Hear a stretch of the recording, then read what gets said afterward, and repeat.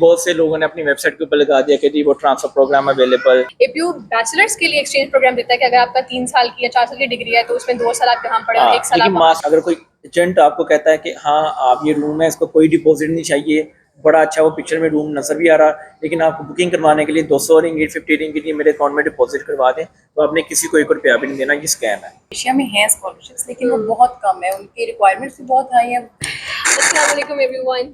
आज जो है हम लोग अपने गेस्ट के साथ हैं जिनका हम इंटरव्यू करेंगे और इनसे हम मालूम करेंगे कि बेसिक जो प्रॉब्लम्स स्टूडेंट फेस करता है मलेशिया आके डिफरेंट टॉपिक्स पे, डिफरेंट चीज़ों पे, लाइक एजुकेशन पे या अकोमोडेशन पे या किसी और चीज़ के ऊपर, तो उनसे आज डिस्कस करते हैं। और ये खुद भी यूट्यूबर है तो ये अपना इंट्रोडक्शन खुद देंगे, तो आप से स्टार्ट करते हैं। ठीक है, मेरा नाम महर रसी है और मैं मलेशिया में मौजूद हूँ तकरीबन 10 साल से।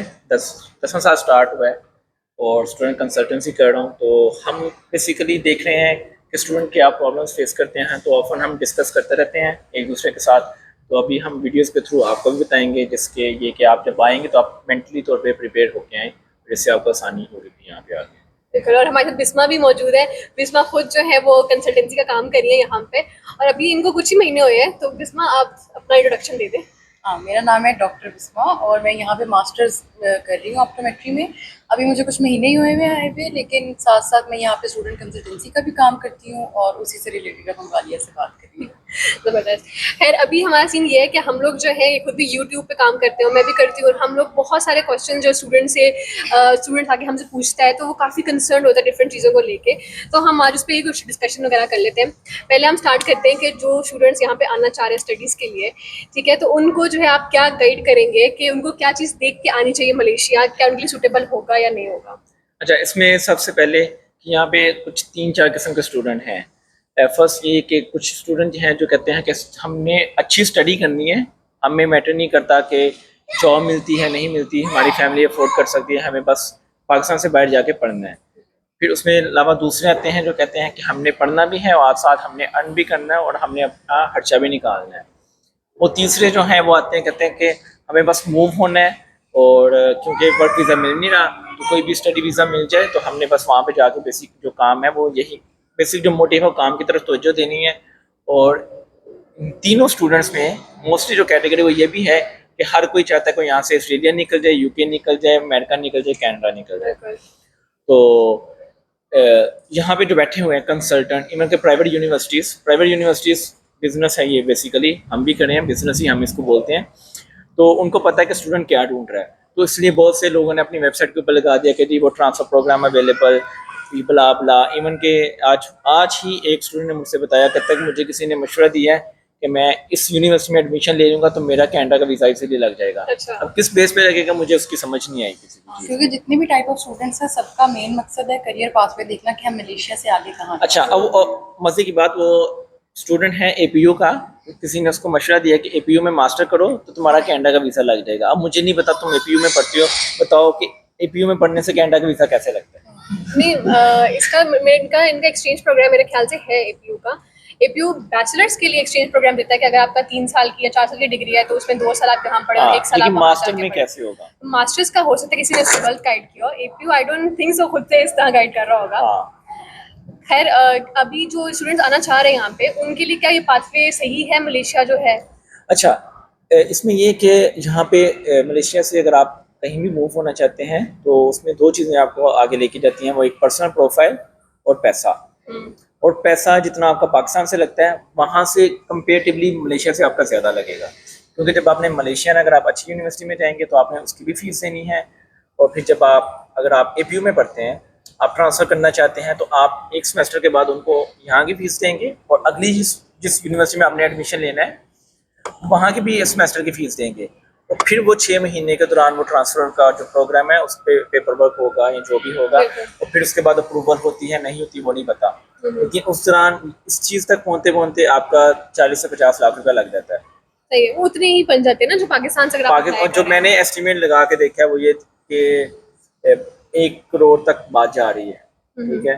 और बहुत से लोग ये क्या करते हैं कि स्टूडेंट को बोल देते हैं, बाद में कहते हैं लाओ पैसे, यहाँ पे आके पैसे लाओगे, तो मैंने तो ये कहा था मैं भेज दूंगा, लाओ पैसा मैं भेज देता हूँ आगे, तो फिर आप जब पैसे नहीं होंगे तो आप करेंगे यहीं पे कर लेते हैं, यानी मैं पाकिस्तान में अच्छा भला सेट था, हमारी दुकान थी, तो वहीं पे बैठ के 1 लाख 1.5 लाख कमा लेता हूँ, पाकिस्तान से अच्छा कोई मुल्क नहीं। फिर आपको ये बड़ी स्टोरी सुनने को मिलती है। बिल्कुल, मतलब कि स्टूडेंट्स को सोच समझ के आना चाहिए कि जो कंसल्टेंट्स बोल रहे हैं कि ये जो है ऐसे हो जाएगा वैसे हो जाएगा, आपके पास उतना बजट भी होना चाहिए है अप्लाई करने के लिए। बिल्कुल, क्योंकि अगर आपने अप्लाई करना, फॉर एग्जांपल यूके के लिए अप्लाई करना है, तो आपको बैंक स्टेटमेंट शो करानी होती है, ठीक है, उसके बाद आपको अपनी फीस भी देनी होती है। बैंक स्टेटमेंट उतनी होगी 60 लाख जो है जितनी पाकिस्तान से हम शो करवाते हैं, क्योंकि आपने पूरे साल का लिविंग एक्सपेंस शो करवाना होता है। हाँ, वही ना, करियर पाथ पे ये हो सकता है, लेकिन उसके लिए जितनी रिक्वायरमेंट्स है वो भी पूरी अच्छा, अब इसमें सबसे जो बेस्ट चीज़ जो मैंने देखी है ना, वो लोग सियाने हैं जो लोग डिप्लोमा पे आ जाएंगे, अगर उनका बेसिक मकसद स्टडी नहीं है और बस यहाँ पे आके आगे जाने का प्लान करें।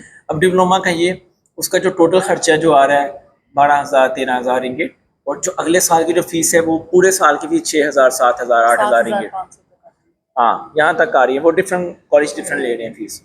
तो उतनी फीस अगर आप कहीं पार्ट टाइम जॉब करते हैं, क्योंकि एक डिप्लोमा हैवी स्किल्ड बेस, तो उसमें 3 दिन क्लासेस होती हैं, तो कुछ लोग 2 दिन लेते हैं, कुछ 1 दिन लेते हैं, तो वो ये कि अपनी जॉब मैनेज करते रहते हैं साथ, कभी कभी जाके कॉलेज वालों को मुंह दिखाते रहते हैं तो उनको निकालते भी नहीं। तो इस तरह करके वो अपना एक तो खर्चा निकाल लेते हैं अगले साल का। लेकिन अगर किसी के पास पैसा है तो वो क्या कर सकता है, यहाँ पे रहते हुए कुछ कंट्रीज विजिट करके और अपनी बैंक स्टेटमेंट बना सकता है, अगर दोस्त को, हाँ, ट्रैवल हिस्ट्री बना के। और इस तरह मेरा एक दोस्त फ्रांस गया भी है, लेकिन अब आगे जाके वहाँ कैसे वीज़ा लेना है वो अब आपका कंसर्न है, क्योंकि मैं तो अभी पर्सनली देख रहा हूँ कि किसी भी मुल्क के हालात इतने अच्छे नहीं हैं। मसले मुझे सिर्फ ऑस्ट्रेलिया में अच्छे सुनने को मिलते हैं, लेकिन वहाँ पे भी अभी वीजा नहीं देते, वो भी वीज़ा नहीं मिल रहा, क्योंकि वहाँ पे बहुत सी इश्यूज हैं कि अकोमोडेट करने के लिए उनके पास अकोमोडेशन नहीं है लोगों में। अभी भी वहाँ पे मेरा एक दोस्त है, वहाँ पे बता रहा है कि 1 मिलियन जो घर है वो शॉर्ट है, अच्छा, उन्होंने रिक्वायरमेंट्स और भी सख्त कर दी हैं। तो इसलिए उन्होंने रिक्वायरमेंट सख्त कर दी है। लेकिन अभी उनको लोग भी चाहिए, ठीक है, लेकिन वो फिल्टर आउट कर रहे हैं कि कौन से लोगों को बुलाएं जिससे ये कि वो थोड़े गंद ना मचे और इसलिए ये चीज़ें चलनी। इस वजह से वो बहुत से लोगों का मतलब पाकिस्तान में जो कंसल्टेंट बैठे हैं हाथ उठा बैठे हैं, इसलिए तो वो भी सबको बातें दिखा रहे हैं मलेशिया का, तुर्की का। मलेशिया का क्योंकि बहुत इजी है स्टडी वीज़ा लेना, क्योंकि यहाँ पे बैंक स्टेटमेंट भी रिक्वायर्ड नहीं है ना, कुछ भी नहीं है, ना आइट्स चाहिए ना कुछ चाहिए। कि ऑस्ट्रेलिया से रिजेक्ट हो गया, फिर उसके बाद मलेशिया वाली साइड बिल्कुल, हम मेरा खुद भी यही सीन था ना, पहले मेरा ऑस्ट्रेलिया से रिजेक्ट हुआ, हम इटली की तरफ से कॉल नहीं आई, फिर मैं मलेशिया आई कि चलो यहाँ पढ़ती हूँ, ऐसे ही है। खैर सही है। तो मतलब आपको सोच समझ के आना है यहाँ पे। प्लस अगर फॉर एग्जांपल आप अभी कह रहे थे डिप्लोमा का, डिप्लोमा इजी है सबके लिए, लेकिन कुछ होते हैं कि आप जॉब के लिए अप्लाई करते हो तो कंपनी कहती हैं कि आपके पास डिग्री नहीं है, ठीक है, तो आप डिप्लोमा की बेस पे जॉब अप्लाई कर सकते हो, इजी होता है जॉब मिलना। अच्छा, मलेशिया में जो मेरा पर्सनल एक्सपीरियंस है, कोई भी डिग्री सेकेंडरी मैटर करती है, मैटर करता है स्किल, ठीक है।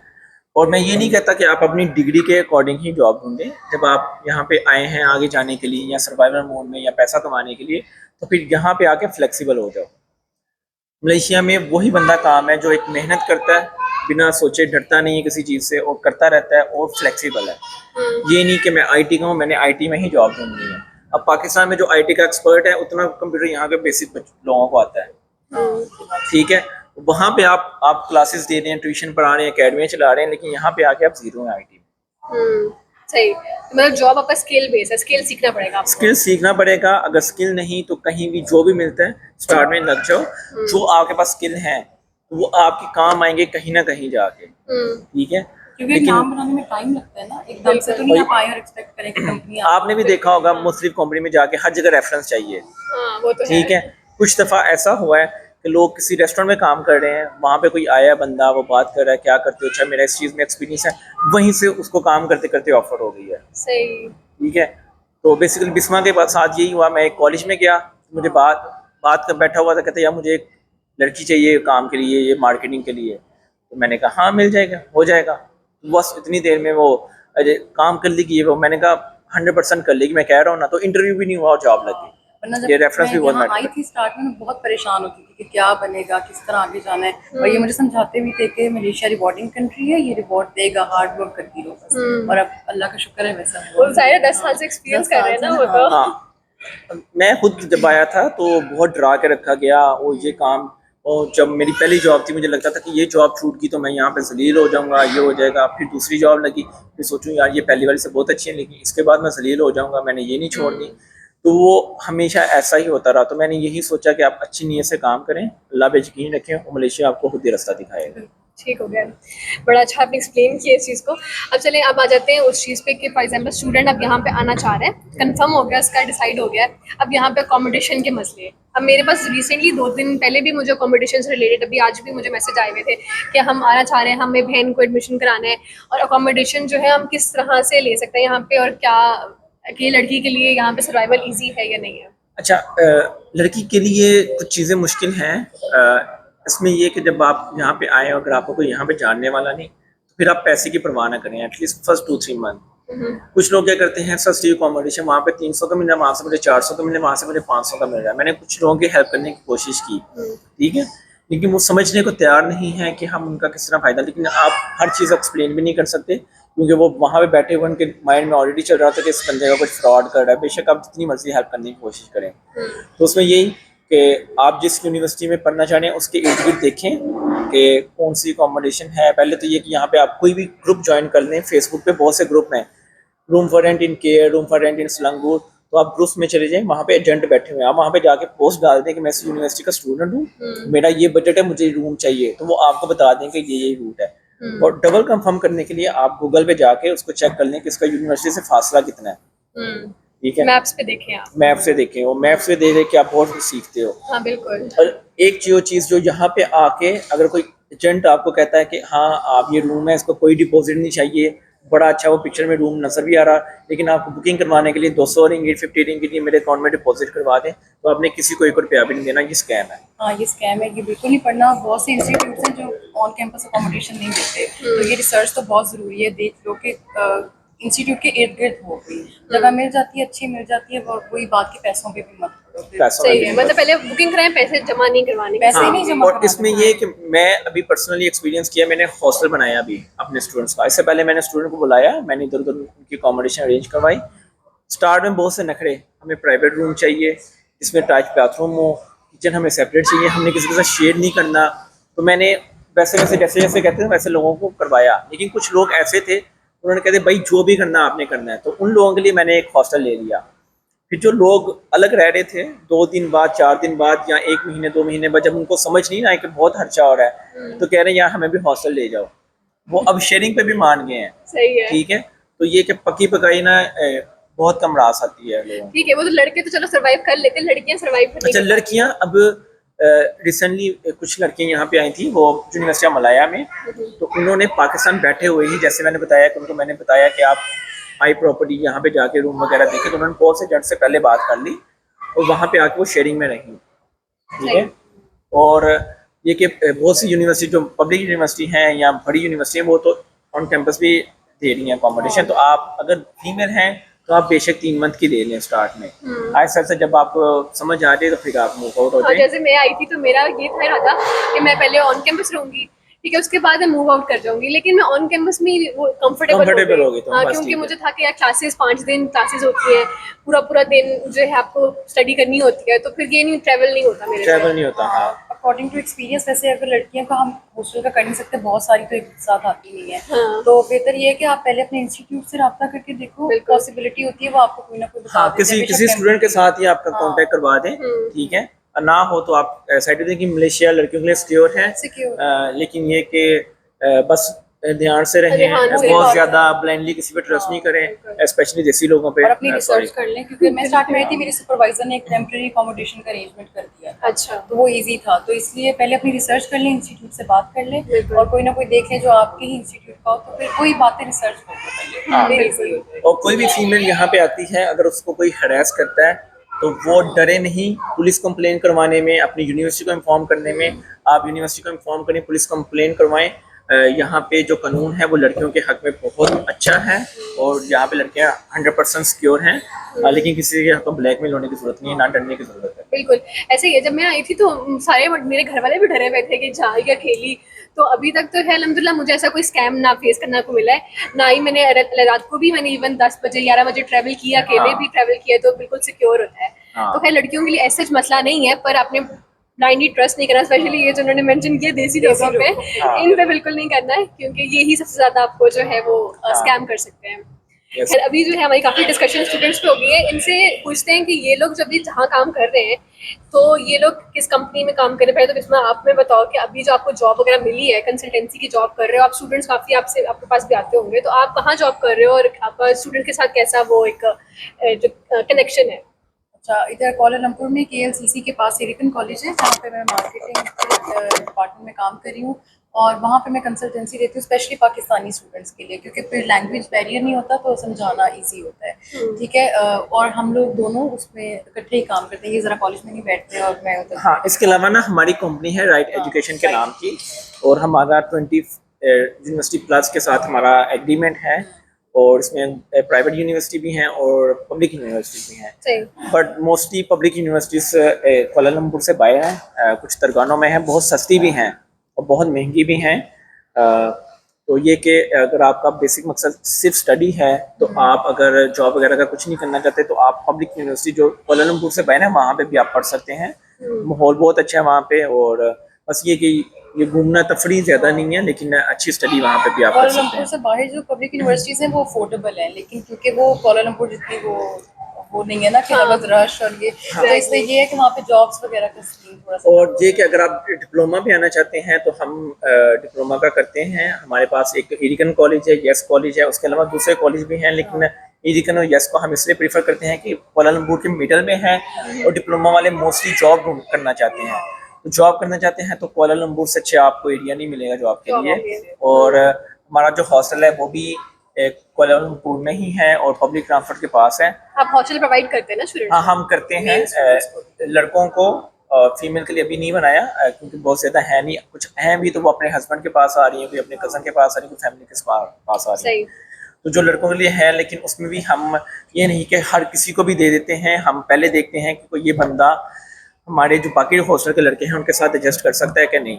ठीक है, और जो एटीट्यूड है ये वो तंग करने वाला ना हो। तंग करने वाला वो नहीं कि हम आए दिन ये हो गया वो हो गया, तो ऐसे लोगों को नहीं मैं करता, क्योंकि ये कोई कॉलेज वाले नहीं दे रहे, ये मैं पर्सनली दे रहा हूँ। तो पर्सनली मैं उन लोगों को दूंगा जिनको मैं देखूंगा कि ये वहाँ पे जाके बाकियों का माहौल खराब नहीं करेंगे। और अभी एक आखिरी टॉपिक जो मेरे ज़हन में अभी बिल्कुल आया है वो ये है कि स्कॉलरशिप्स का क्या हिसाब है, क्योंकि स्टूडेंट्स आते हैं स्कॉलरशिप्स के रिलेटेड पूछने के लिए। मास्टर्स में या बैचलर्स में भी अभी रिसेंटली आया हुआ है मेरे पास, तो उसका क्या हिसाब है? उसको अच्छा, बताओ मुझे। अब मैं ओपनली बात करता हूँ, शायद यूनिवर्सिटी शुक्र है मैं उर्दू में बना रहा हूँ तो मैं ये बातें कर सकता हूँ, वरना वो बोलेंगे तुम तो हमारे राज खोल रहे हो। मेरे पास बहुत सी प्राइवेट यूनिवर्सिटीज़ के फीस स्ट्रक्चर हैं। अब उस पर उन्होंने लिखा हुआ है, पहले उन्होंने नहीं देखा कि स्टूडेंट के पास कितने नंबर हैं, कुछ उन्होंने फीस स्ट्रक्चर भेज दिया, एक्चुअल फी आफ्टर स्कॉलरशिप। अब स्कॉलरशिप की बेस क्या है, कुछ भी नहीं लिखा। असल में ये मैं इसको यही कहूँगा कि 200 वाली चीज़ जो है उसको आप वही 100 के लगा दें, या 400 वाली चीज को 200 की लगा के 200 50% ऑफ मार दो, वही उल्टा हो गया मेरे मुंह से। हाँ, तो ये हो रहा है प्राइवेट यूनिवर्सिटीज में। पब्लिक यूनिवर्सिटीज में जो स्टडी है रिसर्च बेस्ड, बेसिकली जब आप पब्लिक यूनिवर्सिटी में एडमिशन करवाते हैं बस वो आपको खुद ही करवाना पड़ता है। अगर आप उसकी कंसल्टेंसी लेनी चाहेंगे तो फीस बहुत हाई है, तो हम मशवरा देते हैं कि आप खुद ही करें, क्योंकि हम करेंगे तो हम फीस मांगेंगे फिर आपके मुंह बन जाएंगे। अच्छा, ऐसा नहीं कि स्कॉलरशिप्स हैं नहीं, मलेशिया में हैं स्कॉलरशिप्स, लेकिन वो बहुत कम है, उनकी रिक्वायरमेंट्स भी बहुत हाई है। वैसे हैं भी पब्लिक यूनिवर्सिटीज़ की ज़्यादा और रिक्वायरमेंट्स उनकी बहुत ज़्यादा है। इस पे प्राइवेट में भी कुछ देती हैं, लेकिन मैं ये मेजॉरिटी बता रहा हूँ। ठीक है, जब मैं ये बात करूंगा कि जॉब्स का, तो उसमें ये नहीं है कि ये हर किसी पे, ये मेजॉरिटी की बात कर रहे हैं। ठीक है, अभी रिसेंटली मेरे पास जो है वो कुछ क्वेश्चंस आए थे, तो मेरे पास एक पहले ही बंदा आया था, उसने मुझे बोला कि मेरे पास 2 ऑप्शंस हैं। एक है कि या तो मेरा पोलैंड में एडमिशन हो गया, वीज़ा भी लग गया है, और मेरा मलेशिया में स्टाइपेंड लगा है। उसको मास्टर्स में स्टाइपेंड लगा था और वो पब्लिक यूनिवर्सिटी का था। तो उसने मुझे कहा कि मैं कौन सा सेलेक्ट करूँगा, तो मैंने कहा जो आपको बेटर लग रहा है, जो आपको टेम्प्रेरी रेजिडेंस दे रहा है, क्योंकि मलेशिया तो टेम्प्रेरी रेजिडेंस नहीं देता और पोलैंड देता है। मैंने कहा वहाँ जाके आप प्रेफरेंस है। मैंने उनसे डिस्कस किया ना कि जो स्टूडेंट्स पूछते हैं, तो उसमें मुझे जवाब ये मिला कि बैचलर्स में उन्होंने थीसिस वर्क किया हुआ था, ठीक है, प्रोजेक्ट किया हुआ था, तो उस प्रोजेक्ट की बेस पे उन्होंने सुपरवाइजर ढूंढा और ढूंढने के बाद अब इसमें ये है कि जब आप पब्लिक यूनिवर्सिटी में एडमिशन करवाते हैं तो जब आपका ऑफर लेटर आता है, तो अगर आपका प्रोग्राम रिसर्च बेस है तो आपको, जब आपका ऑफर लेटर, तो आपको सुपरवाइजर दिए जाते हैं कि आप अपना सुपरवाइजर चूज कर लें। फिर आप अपने सुपरवाइजर जब कनेक्ट हो जाएं तो आप उसको अपना वर्क बताते हैं, तो वो सुपरवाइजर उनके पास बजट होते हैं, तो फिर वो अपने बजट में देखते हैं कि आपको क्या क्या ऑफर कर सकते हैं। उसी में स्टाइपेंड भी आ जाता है जो कि वो ऑफर करते हैं। ठीक है। तो ये चीज़ें पब्लिक यूनिवर्सिटीज़ में हैं क्योंकि उनको गवर्नमेंट की तरफ से बजट मिलते हैं, और जब आप रिसर्च करते हैं तो उनको गवर्नमेंट की तरफ से अप्रूव होने पे फंड मिलते हैं।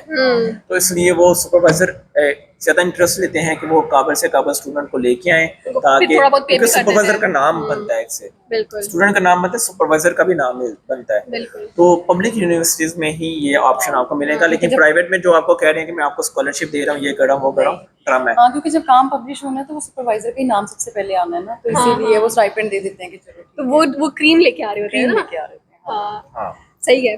यार अभी हमारे काफी जो कंसर्न्स जो हैं वो रिजॉल्व हो गए। आपके भी कुछ स्टूडेंट्स होंगे जो ऐसे सवाल पूछते होंगे, उनके भी रिजॉल्व हो जाएंगे। हाँ, मोस्टली सब सबका एक ही मसला है। सबका सेम क्वेश्चन है, हाँ। बहुत कुछ हमने कवर कर दिया इसमें। हाँ, इसमें काफी कुछ कवर हो गया और होपफुली हम मजीद वीडियोस भी होपफुली बनाएंगे जब तक इंशाल्लाह। टाइम हुआ तो।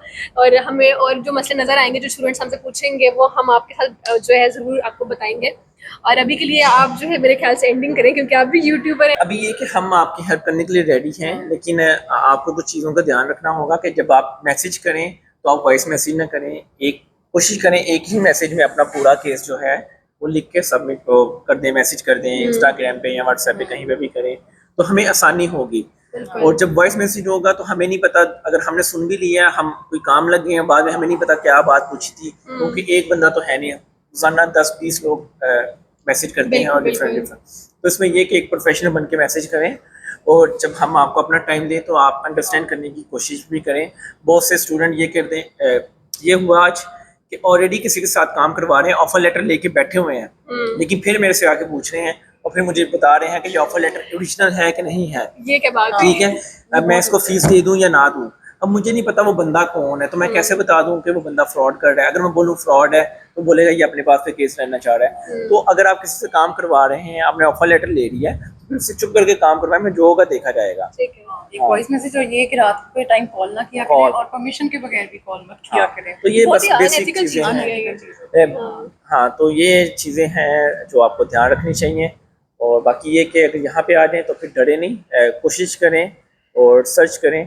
जैसे गालियाँ आई थी तो स्टार्ट में बहुत डरी हुई थी, उसको मैंने काफ़ी डिस्करेज भी किया था स्टार्ट में, लेकिन इसने हिम्मत नहीं हारी और ये इसने मेहनत की। और मैंने बहुत तंग किया था इनको जब मैं यहाँ आ रही थी, उससे पहले भी मैंने बहुत तंग किया था। ये उस टाइम पाकिस्तान जा रहे थे। हाँ। और मैंने इनको बहुत मैसेजेस और कॉल्स वगैरह की थी कि भी ये मसला है, ये ऐसे कैसे होगा, ये कैसे होगा। और यहाँ पे आके भी मैंने बहुत गाइडेंस ली थी इनसे, लेकिन इन्होंने मुझे फिर अच्छा गाइड भी किया था और मैंने उस चीज़ को अंडरस्टैंड किया था। डिस्कस करना ये मसला नहीं है, वो बताना रियलिटी बताना इसलिए है कि ये मेंटली तौर पे प्रिपेयर हो गई थी कि जब ये प्रॉब्लम मुझे वहाँ पे जाके फेस करनी पड़ सकती है। हाँ। तो वो जब माइंड प्रिपेयर हो तो फिर आपके लिए चीजें आसान होती रहती ये हैं। लड़का लड़की का फर्क भी आने से पहले भूल जाओ, आके मेहनत करो सही तरह से। कोई जॉब फॉर गर्ल्स नहीं होती और कोई जॉब फॉर बॉयज नहीं होती। ऐसे ही बिल्कुल। यहाँ पे मोस्टली जो आते हैं लड़के भी, इवन कई दफा जो अच्छी यूनिवर्सिटीज में आते हैं ना, वो जॉब्स नहीं करते, और लड़कियां कुछ होती हैं जो जॉब कर रही होती हैं। तो यहाँ पे डिफरेंस खत्म हो जाता है वो सारा आके। आपकी स्किल बेस्ड चीज है कि आपके पास स्किल क्या चीज है। तो और एफर्ट बहुत मैटर करती है। बहुत ज्यादा एफर्ट नहीं करेंगे तो कोई फायदा मैं ये गवाही दे सकता हूँ कि ये लड़की ने बहुत एफर्ट की है और उसने अपनी मेहनत पे यहाँ पे भी नाम बनाया। बहुत से लोग इसको जानते हैं। मतलब मैंने कहीं ट्रैवल बहुत किया है। मैंने बहुत चीजें एक्सप्लोर की हैं। मैंने जॉब भी किया पार्ट टाइम। मैंने अपने स्किल पे भी काम किया है और स्टडी पे बहुत फोकस किया। स्टडी पे भी फोकस किया है। अक्सर हमने आउटिंग का प्लान बनाया, लेकिन इसने बोला नहीं, मैंने असाइनमेंट करनी है, मैं नहीं आ रही। तो ये कि स्टडी को भी टाइम दिया, जॉब को भी दिया, तो इस तरह चीजें मैनेज करनी बहुत जरूरी है। वो करनी पड़ती हैं आपको अगर आपने सेटल होना है किसी जगह पे। अगर आप इस माइंड से आ रहे हो कि आपने यहाँ पढ़ना है और आपने वापस चले जाना है, तो फिर तो ये हिसाब है। चले अब हम वाइंड अप करते हैं इस चीज को। आप करें वाइंड अप इसको। चलिए जी, बस यही थी वीडियो, और उम्मीद करते हैं कि आपको बहुत ज्यादा नॉलेज मिला होगा और आपको रियलिटी भी मिली होगी।